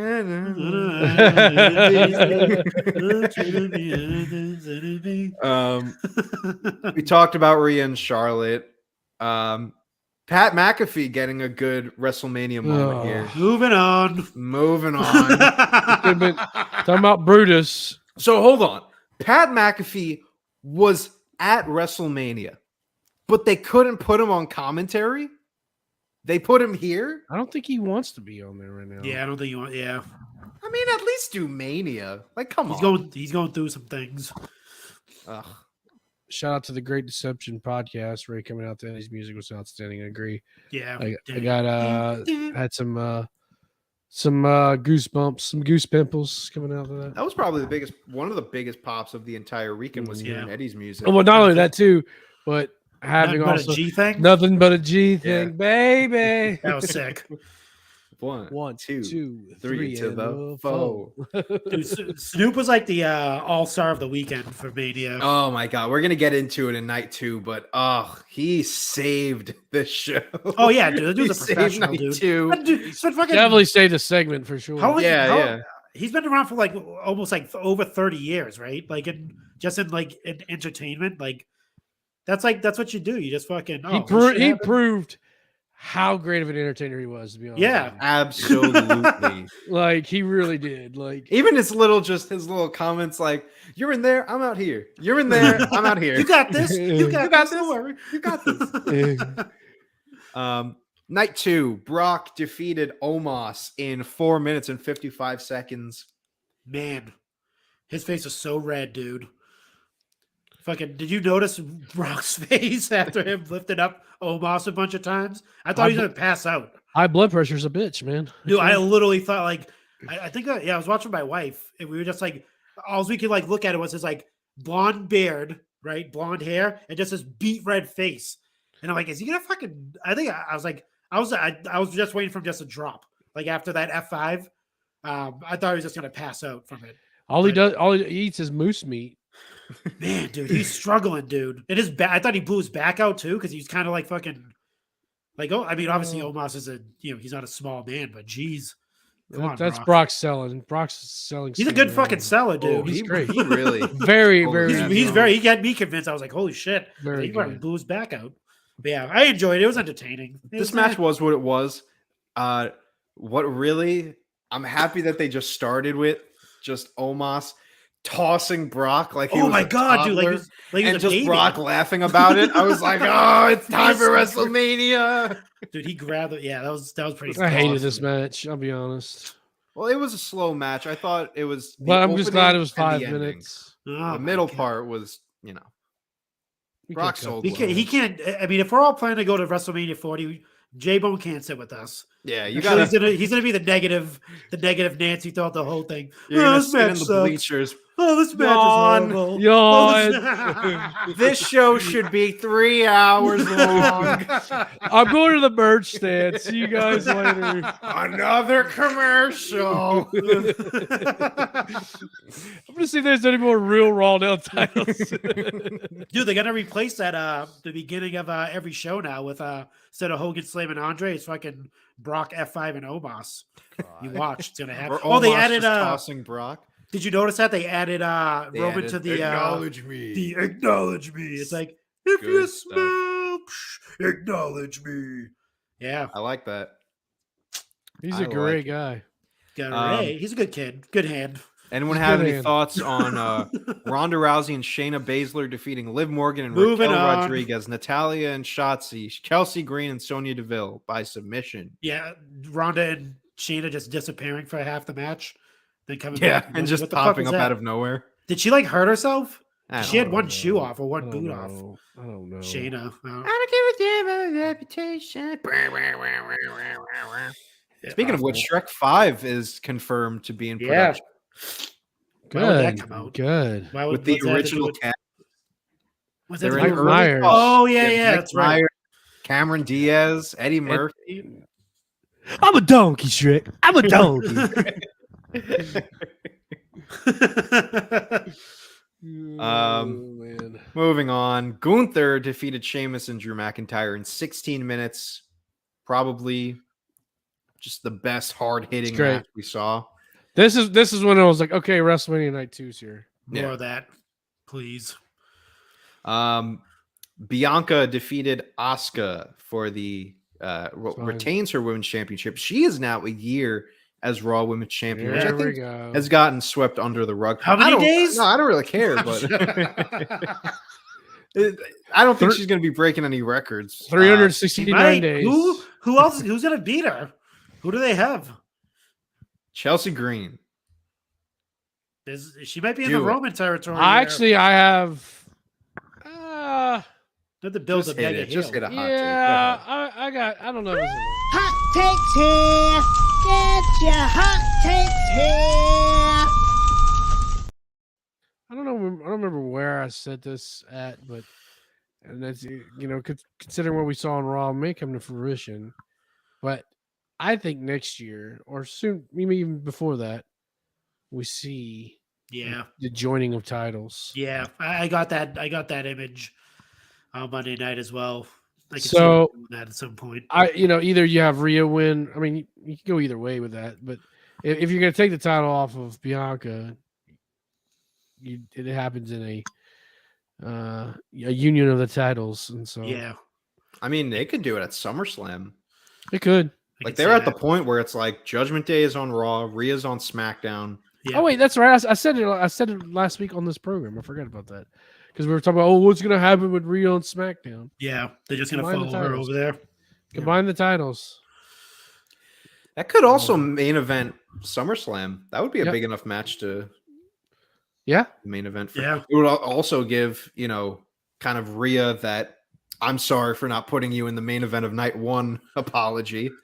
Let her main event SummerSlam with Bianca. I'd be down Yeah. for that. it'd be cool.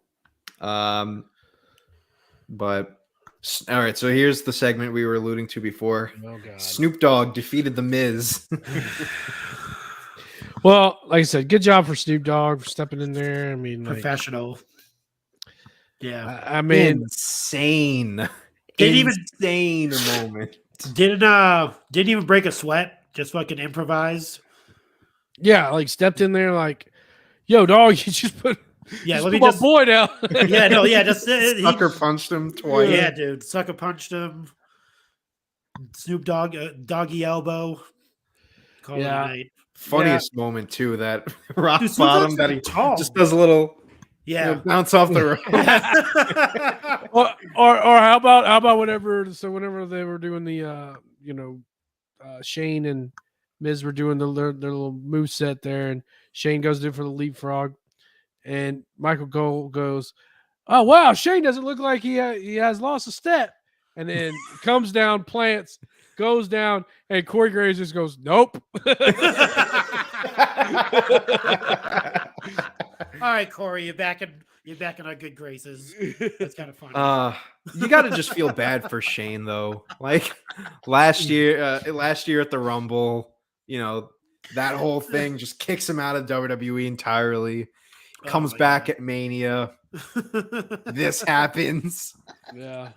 So expect one last match for Shane McMahon because you know that he's gonna be like, I'm not gonna let McMahon does not need to enter the ring again. No. Like, it's just especially last year with Shane's gonna come back Mania 40. He's gonna jump off of something high, and that's gonna be the last time. No, I'll tell you what's gonna happen. His boy Declan, that's in Indiana University, is wide receiver right now. He's gonna end up in the next in line program. I guarantee it. Yeah, probably. It's gonna happen. You're gonna see Shane and Declan versus Goldberg and his son. I forget what his name is. Cody? Is it Cody? No, it's gonna Cody. Colby? Is it Kobe? Kobe? I gotta look it up now. Is it Colton? Colton? Austin Colton. The Goldbergs. His name is Gage. Gage. Wow, we were way off. Colton. Gage. Swanson. Swanson. How funny would it have been if we were like Colton Swanson and his name is like Joe? Next match, Edge defeated the Demon Finn Balor in Hell in a Cell. Wrap up the Demon. No more Demon. It's done. He's done. I'm sorry. How do you have the Demon lose here? That's what. Yeah. Hey, it's a little travesty. So that whole weekend, that was a travesty. It's what won me my RAWDOWN title. So. That really won you the title. That prediction right there. Like, Demon comes back and fucking. I just don't understand. You make this whole big. You make this whole thing that the Demon's gone. It's heel Finn Balor. It's going to be his own thing with the Judgment Day. Yeah. And then randomly, I was shitting on it for weeks. The Brood Edge and the Demon Finn Balor. That it made no sense to make these guys scary. Just let them have Hell in a Cell. Yeah. And they do the match. And you would think that Finn would win here. Yes, he gets busted open. Maybe does that have anything to do with the finish? Probably not. They run. You could tell that they just got in all of the major points that they wanted to hit. Yeah, just get them out of the way. So props to them for finishing the match. But like, how do you like? I'm still trying to wrap my head around. We better never see the Demon ever again. No, it's not, yeah. This was threatening. This was a parody. Like, you brought in the red and the purple. Oh yeah, you're gonna go out there and you're gonna have the red weapons. Edge, you gotta use the red weapons. And Demon's gotta wear the purple weapons. And Finn cheated one time because he used the red chair. Yeah, they didn't give a shit about the like they had a red table. Like, what do we do? Come on. I mean, they exchanged the red Hell in a Cell for red kendo sticks. Finn didn't know what he was doing at one point. Fucking his brain was exposed. Like, was that a Triple H called red and purple weapons? Listen, you're gonna do Vince had to have been like, well, if you don't do anything else on the show, just promise me you'll use those red chairs that we ordered, please. Hey, listen, it costs a lot of money. Hey, listen, Finn, we're gonna do some red chairs. Listen, boss called. We're gonna have to use those red chairs. And just like, kid me, I'll break. I'm using a purple kendo. I don't give a fuck. Oh boy. Match sucked. This was like, I know it wasn't. It was supposed to be good. Oh, he's frozen, folks. Finally. Finally shuts up. Man, that sucks for him. Anyways, the show moves on. So yeah, we go from there, and I guess the main event, like we talked about. Yeah, we already talked about the main event. So no more. We'll wait for the young puke to come back, but I don't. What your overall just feeling as far as all-time WrestleManias? Where are you going to put this? All-time WrestleManias, damn. I think it's. I mean, as far as like as far as like the feeling, the main events, I mean, I'll put it up there as like Oh my god, this guy's screwing us up. yeah, he's messing up the whole. If you're watching, if you're listening, he just messed up our. I'm just our gonna keep it live. like that. Yeah, he's it's coming fine. back. Go ahead. But it looks like we're Wilson from Home Improvement No, looking I over can the do like fence. that. All right, but yeah, no, I mean, I rank it up there. I thought I was like I said, I was sports entertained. Out of both nights, there was only a few like maybe 2 matches out of all those matches that were Jesus. but yeah, I didn't mind it. Fucking Get some better internet, bro. I should fucking Optimum. Fucking Walmart connection over there. Jeez. I got cut off, but then the the Cody and the Roman match happened. Right. He was just talking about like all time. Yeah, he was, where he puts it all time WrestleMania moments. I put it up there. WrestleManias. I think I put it up there just for the feeling, the as far as the main event going, like being like one of the most important main events in recent memory, as far as like feeling and storyline and stuff like that. It definitely has to be up there. And like I said, it was a few missteps, a few like crappy matches out of all those matches that night. I mean both nights, out of both nights anyway. I think it can rank up there, minus the Ronda and the 6-woman tag. No, I feel like I'm attacking women now. I got to throw in a guys match. Brock and Omos, yeah. Theory those and 2 matches. Yeah, Theory and Cena, that too. So 4 matches out of what in total? 8, like 13 or 13 matches or some shit? Because it was 50% too. You could cut that one. I don't know. I haven't seen all the Manias, obviously, but talking about the matches, the Manias that I have seen over the last 12 years now, it's probably up there as like a top 5. Because I really enjoyed last year's Mania, so I'm comparing it to last year to really see like where I put it. And I think that's a good question. Is this better than last year's Mania? I would say yes. Yeah, the main event definitely. Oh yeah, it's probably up there, top 5 in the last 10 years since 2010. Take that what you will. Good Lord. So yeah. All right. I would say it'd make the top 15, like right at 14, 15 for me. Okay. Yeah. Out of almost 40 Manias. Again, and I feel like I said this last year, but if it had been one night, top 10 Manias. Top 10. Well, it wasn't. Well, and that's why it's not in top 10. So main event was spectacular. Probably top 5 main event of all time. Let me look back in some of these main events, because I feel like you're right as far as the best main events since Hogan and Warrior. Yeah, I mean, you got.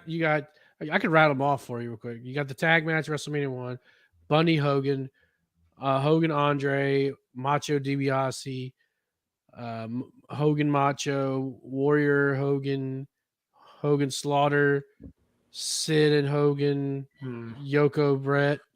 Yeah. Yoko Brett again. Bam Bam and LT Brett Sean. Maybe you can rank that one a little ahead of it. Maybe. I don't know. No, maybe not. But Taker Sid, Austin Michaels. I think the only thing I'm seeing here is Rock and Austin. Yeah. X7. Yeah. But honestly, you might be right. This might be maybe number 2. I mean, Brock, Roman, and Seth is up there. Rock and Cena 1. Streak versus career. I'm looking more at like, Daniel Bryan. No. Sorry. And I was there live for it, but no. Yeah, me too. Cena Michaels, no.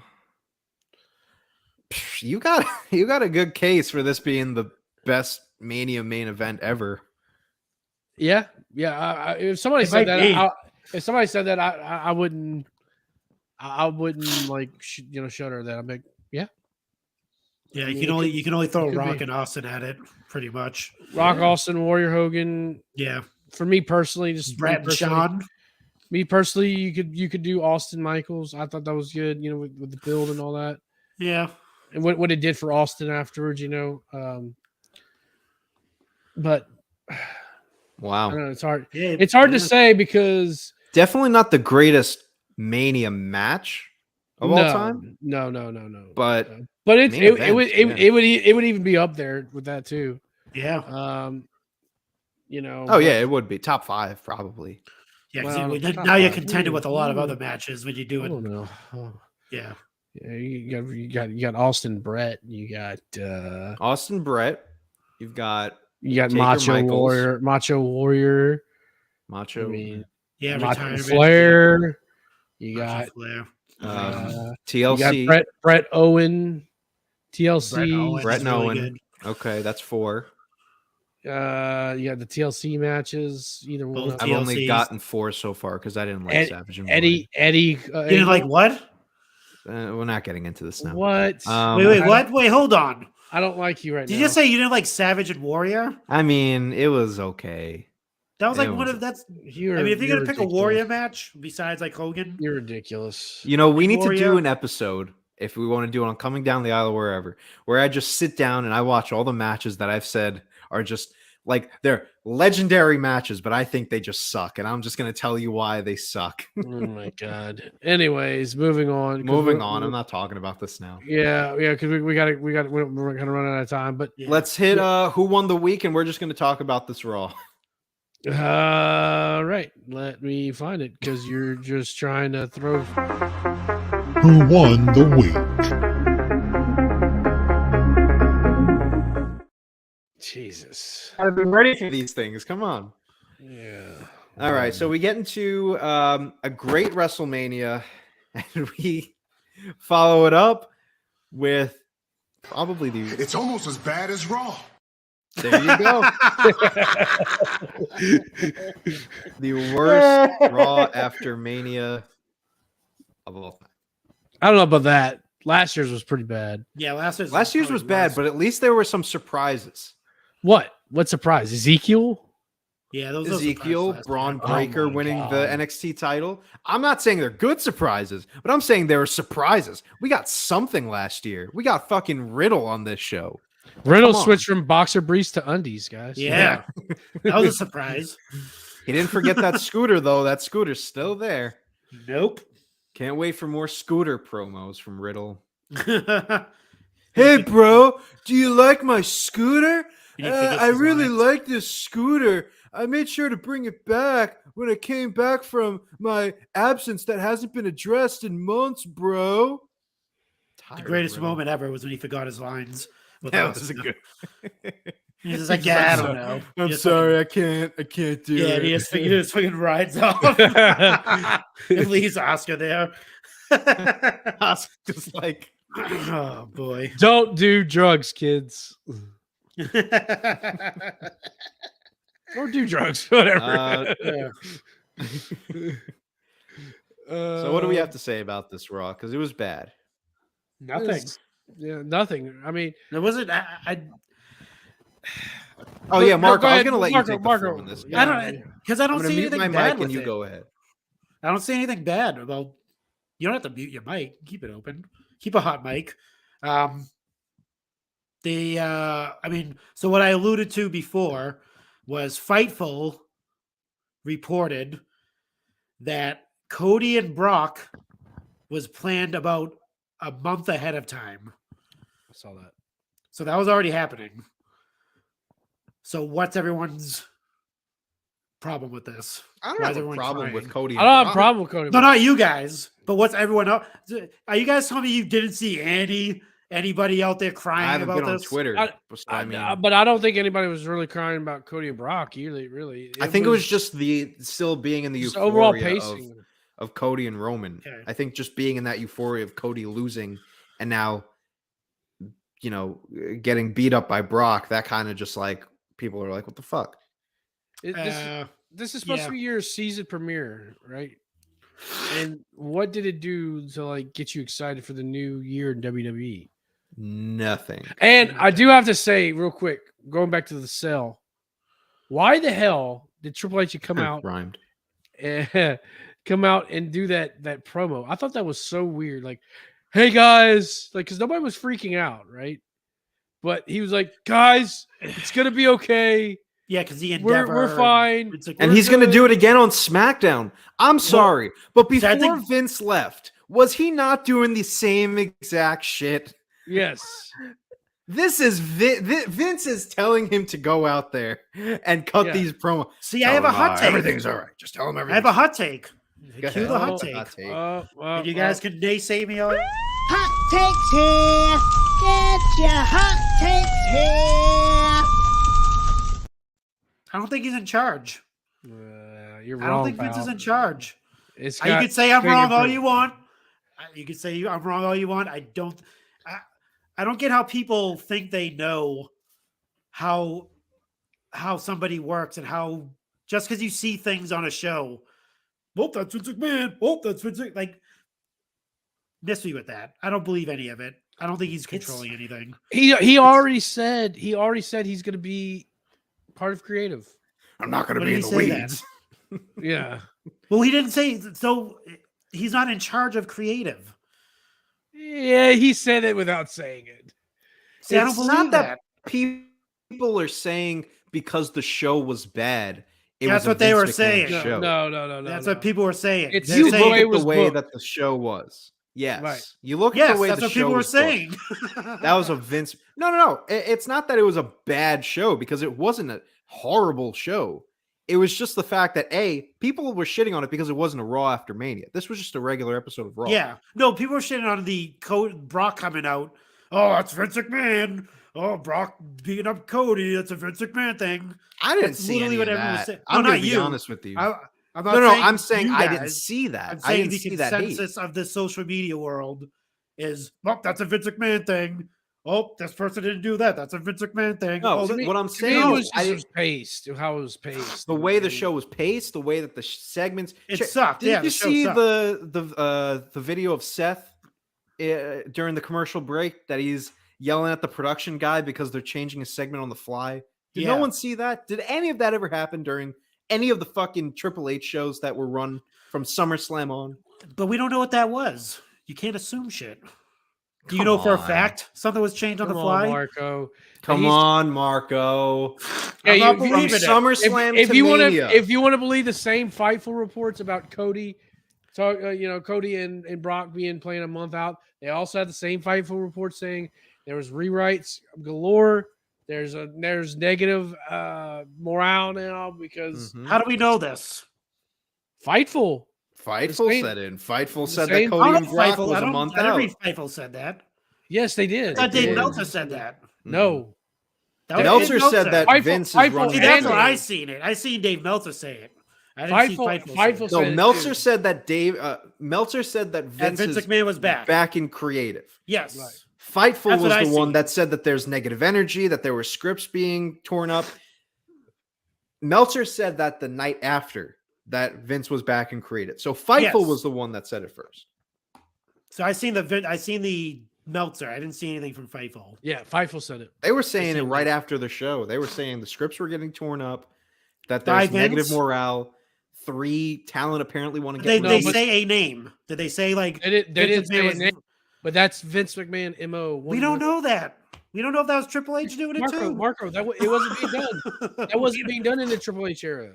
We don't That know. was- We haven't. But there here's the was thing: it wasn't reported one- until Vince McMahon was back in the fold. If Vince You don't McMahon think was, that if scripts were being it would have been because there was one they wouldn't, I 'cause forget which it's- one it was, it- but they ripped my- up a script during the Triple H era. I remember them saying it exactly. There was a script that was written up that was ripped up, and everyone was Okay. like, "Oh, that's Okay. different. That Okay. doesn't usually But happen." also, Okay. Ric Flair even mentioned that he saw Vince McMahon in Gorilla. Now, you think he's just hanging out and like, oh, what are y'all doing? he could be. We don't know that. Come on, Marco. Come No. on. I don't know He's that.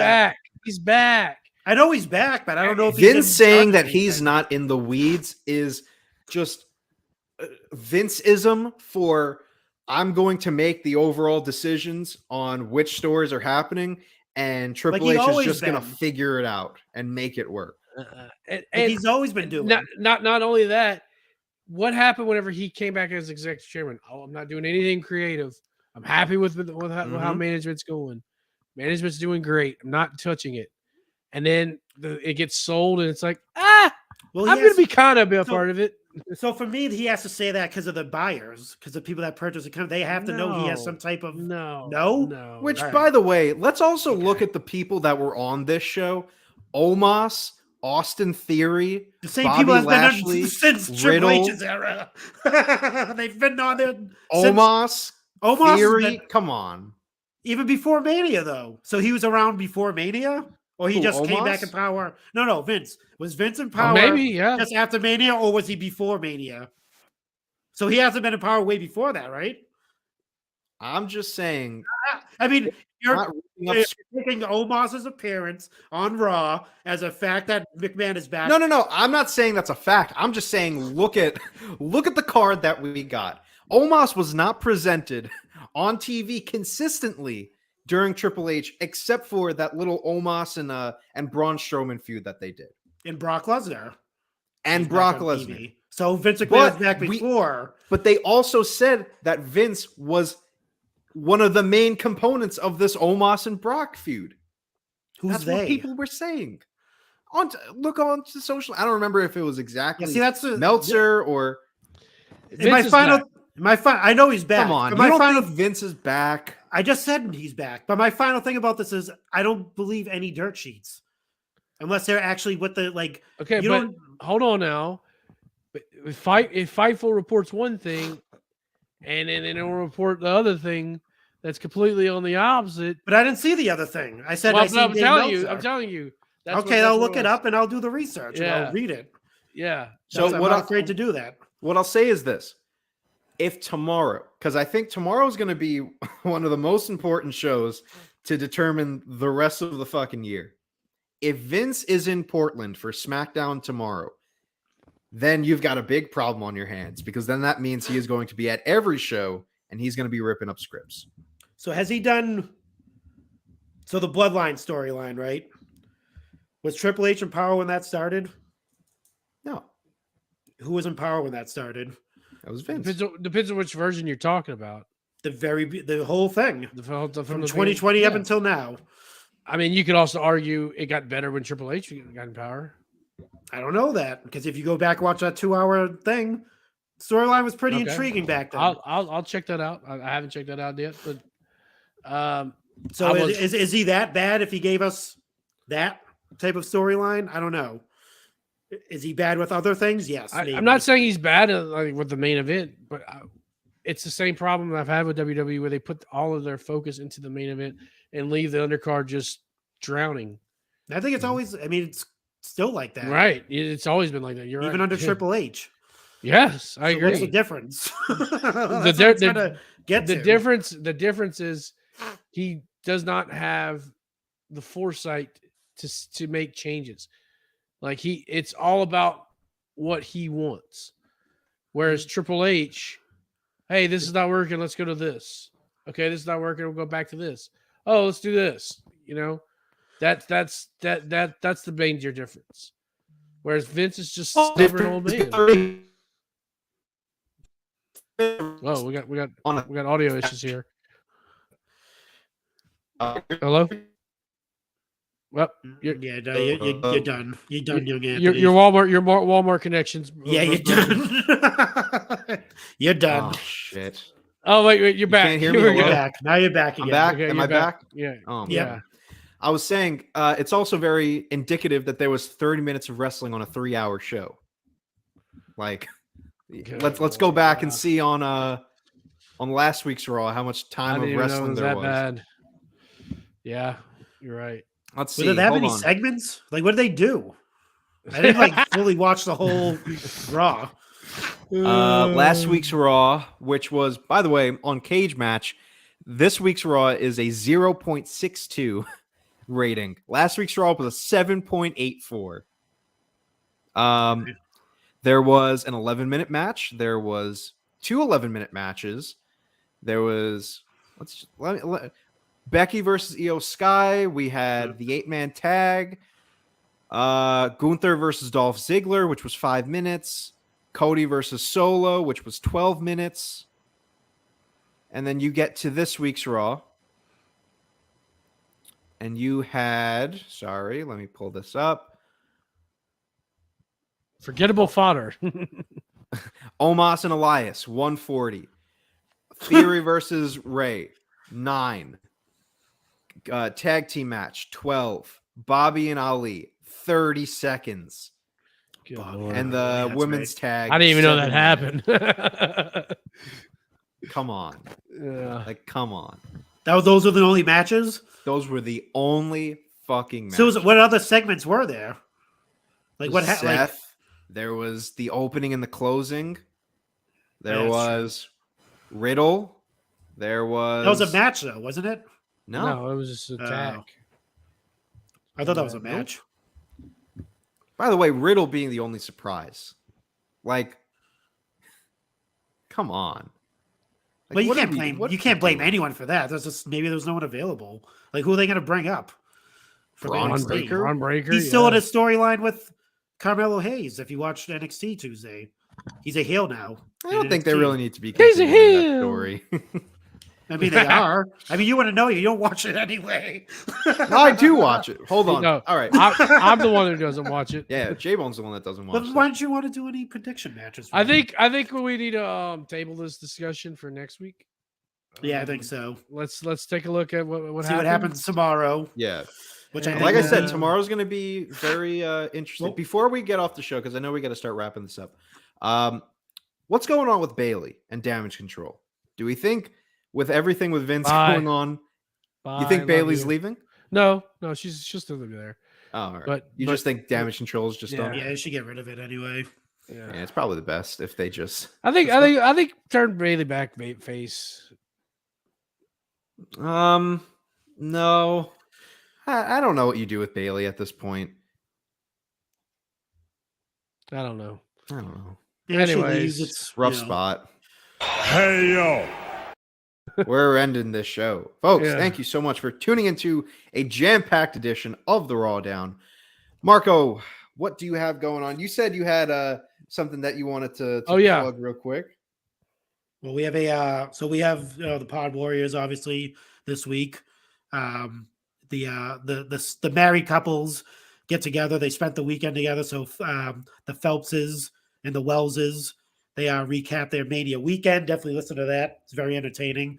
There was some controversy as to who won the Foley Picks League, which is, I don't know. It's get a little weird. Yeah. Sheena won. So I mean, I smell collusion. Yeah, so a lot of collusion happening. But yeah, so definitely listen to that. And then I'm not sure if it's going to be tomorrow, but we'll be debuting me and Seth will be debuting our new show. Not going to say what it is, so I want to keep it a secret until it pops up, but I think you'll be very, very entertained. I think Anthony already knows about it. I kind of told him after the fact, but yep, it was recorded last week. It's probably dropping tomorrow or Sunday. We're not sure yet, but yeah, it's a timeless episode. You don't have to keep up with what's going on now. It's a free flowing, fun show. So definitely listen for that. And other than that, chickfoley.com, Chick Foley Show on Twitter, Chick Foley on IG. Follow us everywhere and follow all the Pod Foundation brethren, as Sheena likes to say. J-Bone, what do you show. got going on? Well, coming down the aisle, pod.com. Head over and check out all of our links. But this week, I had the worst guest of all time. Oh no. No, I got a good guest. It's the one and the only, the young puke. He's gonna puke. Of course, I'm speaking of young Anthony, gentleman right up here to my upper left corner, but Your other left. other left, whatever. Anyway, and we watch Ilya Dragunov versus Walter from NXT UK. So good. So not the NXT Takeover match, the very first match. First one. Oh, okay. Good shit. Yeah. We actually Match that neiter of us have seen. So yeah, and we get into 1997 Shawn Michaels debate. Yeah. That was good. Definitely Oh, a boy. good segment. And you can catch me on the Titantron releasing sometime this week, where we just break down WrestleMania. We give our thoughts, what's next for Roman and Cody.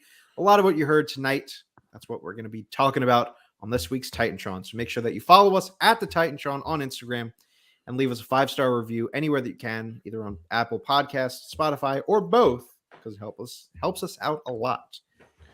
And with all of that out of the way, folks, if you liked what you heard, and I know that you did, make sure that you head on down to the turnbuckletavern.com. Listen to all of our podcasts, watch all of our videos on YouTube, and follow us everywhere that we can be found on social media. Just join our community. Next, you can support us by going over to prowrestlingtees.com/tavern.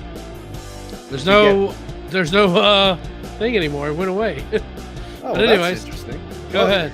Go on prowrestlingtees.com/tavern to get all the merch, but you can also go on Teespring. Oh, there it is. You see, Jay? Someone's got to give me control of this board. ProWrestlingTees.com. It's not there. Where is it? ProWrestlingTees.com/tavern. Get your Young Anthony shirt, your Boney Savani shirt, your MVP Marco shirt. I don't know. There used to be a J-Bone shirt on there, but I don't see it anymore. On the Go on over to Teespring. We have officially entered the road to Backlash. Get your Yes. Mr. Backlash shirt to celebrate this historic I'm gonna have to time. get one. I'm gonna have to get one too, honestly. That's over at theturnbuckletavern.com for mugs and stickers and all of your Raw Down apparel. And finally, call the tavern at 304-404-2004. That is the number to call to hear your message played on the flagship show. Call the tavern and leave us a voicemail. Let us know what you thought of this week's Raw Down, and let us know what you thought of WrestleMania. We want to get your thoughts on the show. We're looking forward to those calls. Folks, we have a new Raw Down champion. Yes, by hook or by crook. No, We have a physical I Raw want- Down championship. I- So does this mean you're I going to want my mail hair. the championship when I win Nope. it? Nope. It means you got to make your own, pal. All right, whatever. And you know Well, what also folks, means? What does that What else mean? means? Life sucks, and then you die.